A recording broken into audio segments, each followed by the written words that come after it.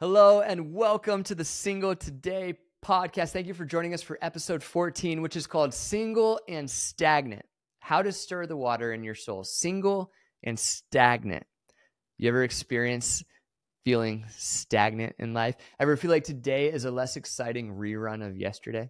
That happens to everybody, regardless of relationship status, but especially for us single people. We have to be more intentional about being on the lookout for when that's happening and be more intentional about finding ways to stir up the stagnant water. And so today I want to give you a very simple practice/prayer that you can go through that's going to help you stir up that water. But first, this whole project is to supplement a book that I'm so proud of called Single Today. I spent the last 4 years of my life writing it, and now it is in the world for everybody to read. I love when people reach out and tell me the part that stuck out to them, especially when it's a story, because the book is mostly stories. And so when they tell me, hey, I saw a lot of my story in your story, or your story helped me with my story, that's what it is all about. So thank you for everyone that's been reading it. I looked on Amazon this week, which I'm trying not to do like obsessively, but I looked at how it was doing, and it was the #1 new release in dating on Amazon, which made me laugh at first because it's not really a dating book. It's a book about being single. But then I realized how beautiful that is. Like, people are logging on to Amazon to get a book on dating, and they are realizing, more and more people are realizing, oh, the starting point for learning how to be in a relationship should probably be learning how to be single.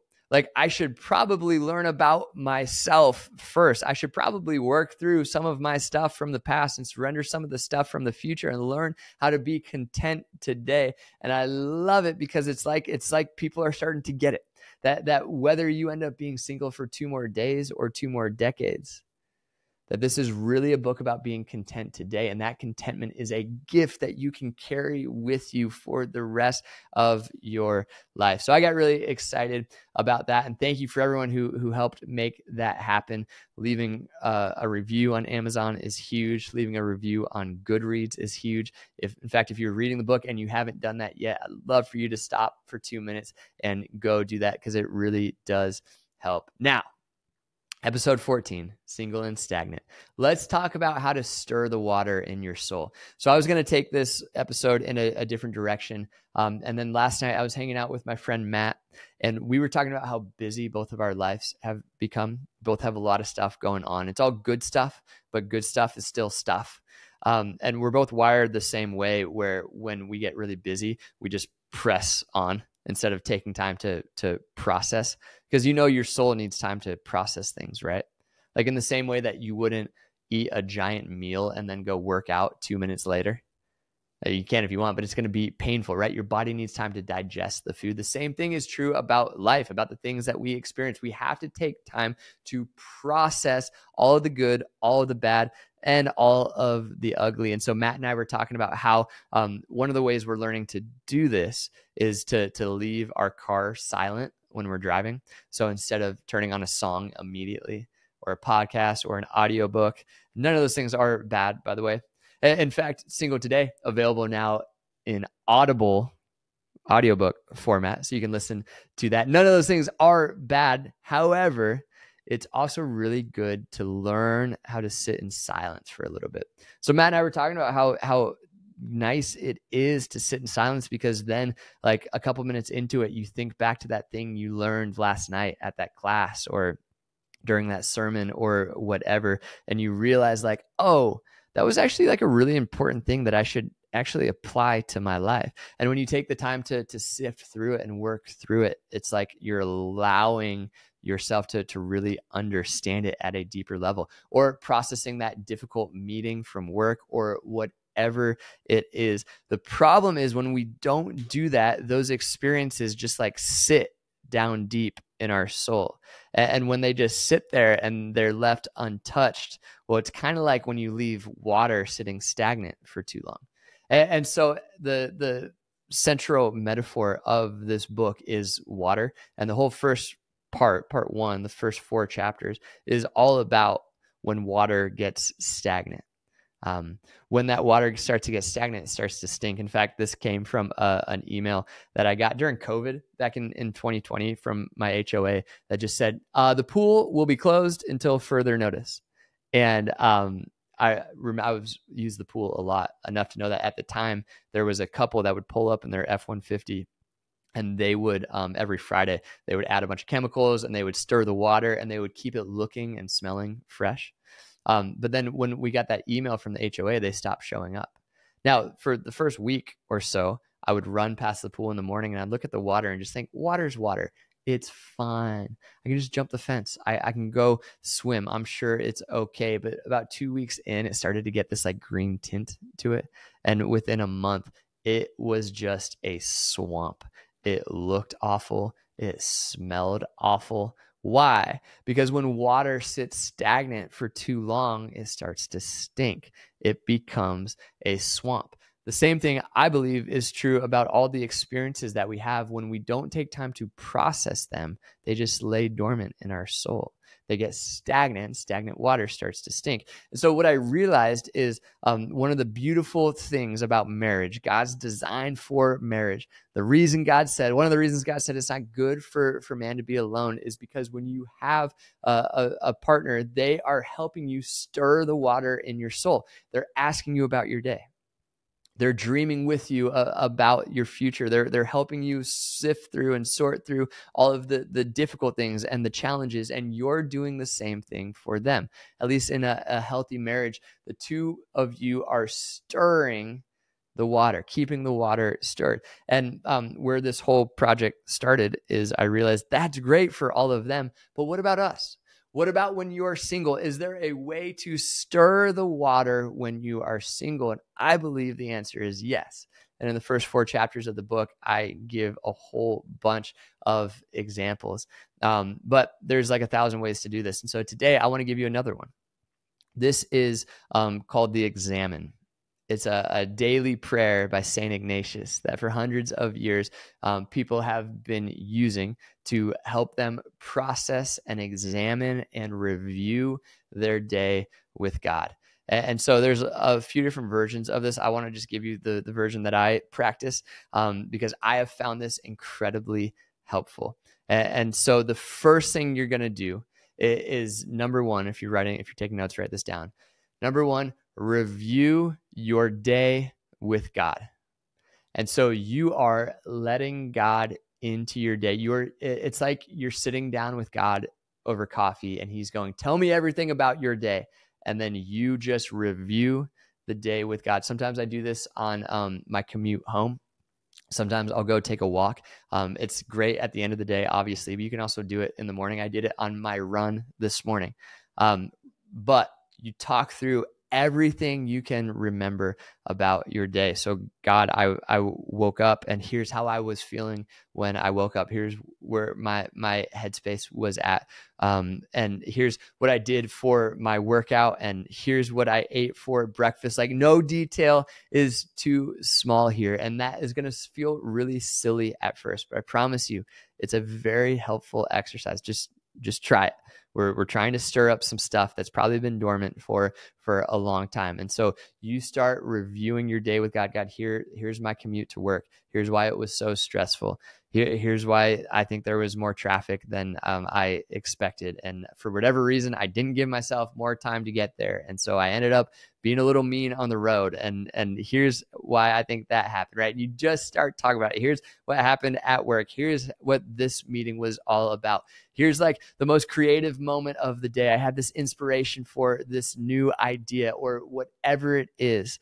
You just start talking to God about everything you can remember about your day. So step one, review your day with God.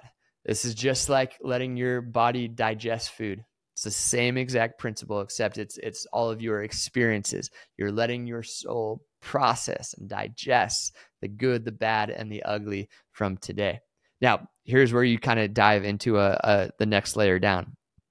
You answer this question: where have I felt true joy today? I love that question. Where have I felt true joy today? I think one of the reasons we start to get stagnant is because we stop laughing so much. Like we stop taking time to be grateful for just how joy-filled that moment should have been, just how funny that joke was, just how full of wonder this world really is. And so take a moment and reflect back on your day. Was there something that brought you a lot of joy? Like it may have been something really funny that happened. And if that's the case, take some time and like laugh about that thing with God. Or it may have been like a insight that somebody said to you, and they pointed something out and they helped you connect a dot, and you had this breakthrough where you realized, oh yeah, that's right. That is going to like dramatically change the way I live out today. Those types of things should bring us true joy. And if they stop bringing us joy, well, then we need to do this exercise more. We need to get back to finding joy in the things that should be bringing us joy. I know that's profound, but it's true. So where did I feel true joy today? Talk to God about that thing. Here's the next one. What has troubled me today? What was the most stressful part about your day? Was there something really sad that happened? Like, was there something really difficult that is going on? What has troubled me today? These days, we're so good at like, as soon as it's time to think or remember that thing that troubled me, we just find a way to numb it. We just start scrolling. We just turn up the song that we're listening to. But what if you sat in that and you talk to God about that thing that has troubled you today? Because the truth is that thing is down there. It's in your soul. And if you just ignore it, well, then that water is going to start to get stagnant. But if you just take time to talk about it, it's like God will start to stir that water in your soul. And so remember, you're reviewing your day with God. And then to sink down a level, you're saying, God, here's the thing that brought me true joy today. And then here's the thing that troubled me today. And then here's the next one. What has challenged me today? Like, is there something that didn't sit right with you that happened? Or was there a moment where you wanted to quit and you had to step up and say, God, I need your strength right now because I cannot do this on my own. Would you give me patience and would you give me perseverance because I want to step up and actually like achieve this goal that I'm working on or whatever it is? Was there a moment that challenged you today? Talk to God about that thing because maybe like it challenged you so much that you gave up on it. That's fine. Talk to God about that. Or maybe it challenged you so much that you were able to step up to the plate and step up to the challenge and become a better person and realize you're actually better under pressure and that not all stress is bad stress, right? And when you take the time to actually process that with God, you start to realize like, oh God, you were giving me strength in that moment. So what challenged me today? And then here's the final question. And this is the most important thing. So as you're reviewing your day, so you're talking about what brought you joy, talking about what troubled you and what challenged you. The most important question is, have I noticed God's presence in any of this? Or said differently, where was God in fill in the blank? Where was God in the challenging part? Where was God in the troubling part? Where was God in the joyful part? And this is it's like a muscle. It's a little difficult to use at first, but the more you use it, the more you practice noticing God, not just in the extraordinary events, but in the ordinary, you start to realize that you get better and better and better at noticing that God's presence is with you all the time. And so you are reviewing the day, you're examining the day, and you are remembering, taking time to go, okay, where was God in that moment, in that moment, in that moment? And then the final thing you do is just in light of this review, what is my response to God? Like, what, God, I'm going to do this review again 24 hours from now. What is the thing like, God, here's the thing I need from you. God, here's the thing I need help with. God, here's the mind shift I need some help with. Here's the door that really needs to be open for me in the next 24 hours. Like, what is the one thing you are asking God to do in your life between now and the next time you do this examine prayer. And so simple and yet highly effective. It's amazing how often those two things go hand in hand. Incredibly simple, highly effective. Take some time to actually process your life with God. Hey, whether you're single, dating, engaged, or married, this examine prayer is so helpful, but especially to everyone who is single. It's easy to let that stuff get stagnant. Don't do it. Fight back by taking time to review and examine your day with God. So there you go. Simple thought about how to stir up the stagnant water in your soul. Thank you for joining us today. We'll see you back here next week for another episode.